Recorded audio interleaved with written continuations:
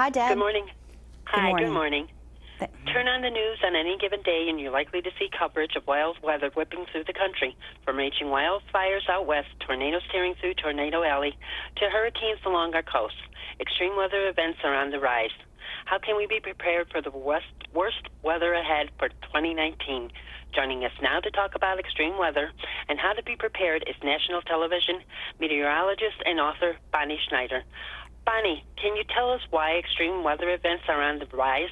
Yeah, unfortunately, Deb, they have been on the rise. I mean, even just looking at last year, we had 14 separate billion-dollar disasters ranging from hurricanes to tornadoes to hailstorms. So extreme weather has been on the rise for a couple of reasons. One, we have climate change with the earth and getting warmer. So what that means is as the air temperature and the sea temperature is warmer, we have more moisture in the air. That helps to ignite storms in terms of making them more intense, perhaps more long-lasting and dangerous. So that's one factor. Another one is where we live. So many people are moving to the coastline because it's beautiful, but when you're in a heavily populated coastal area, you might find that you're more vulnerable to extreme weather.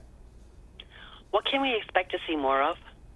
Yeah, I would say expect to see more of all types of extreme weather. I mean, here we are starting hurricane season, just began a few days ago, and Colorado State University, one of the many places that puts together a forecast for the season, just slightly raised their projection from below average to now an average season. So it is the start of hurricane season. While the activity might be somewhat quiet now, things can pick up, and that's an example of this is the time of year to be prepared. Across the country, though, this is also the time of year when we have severe thunderstorms, and preparing for those, really, even not just a regular everyday thunderstorm, can do damage and can be life-threatening. Bonnie, just how prepared are we? We're not prepared enough, Deb. I recommend that families plan in advance for these types of storms, meaning that you have a family disaster plan in place.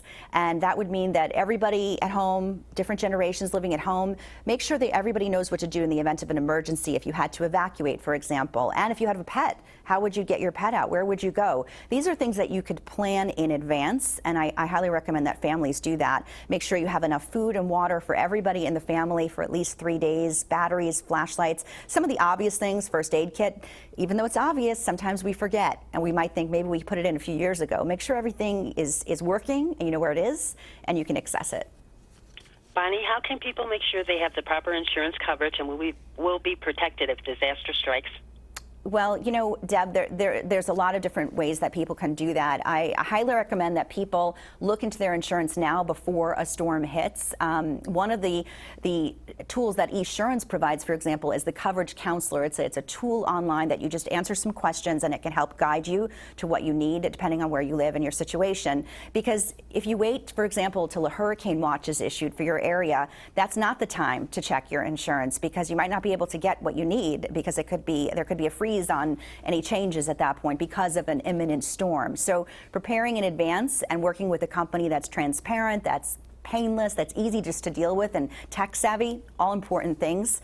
I highly recommend that you look into that, and also look into the fact if you could have a bundle discount. You know, in certain places you might be able to bundle your auto and your home insurance for the deductible. So if it's the same storm that damaged your home and damaged your car, it's one deductible. That's not available everywhere across the country, but you can find out if it is available, and then if it is, then you can apply the discount, which would be great. And also, one of the things you could also do is using photos, using your phone. That could be a way to expedite getting your claim settled, by having the ability, rather than waiting for an adjuster to come out, but also using your smartphone, for example, taking pictures.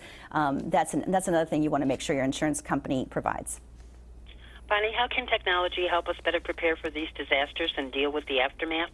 In a lot of ways, Deb. I think that being social media savvy is something, you know, we all sort of take for granted, going on Instagram and Twitter, but follow not only your friends and your family, also follow the emergency services in your area, your local fire department, your local police department, your local emergency management office.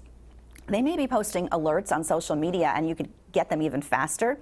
I also think that having everyone that's living at home understand and know how to text each other is really important, because sometimes we lose cell phone service during a crisis like that. But texting can work. When I researched my book, Extreme Weather, I saw multiple examples of people texting when they couldn't call. So make sure everybody knows how to do that. So being tech savvy, having the right app on your phone for insurance, for example, so you can start dealing with that right away, that's a great idea. Just anything that makes this a painless, simple, transparent process, I highly recommend.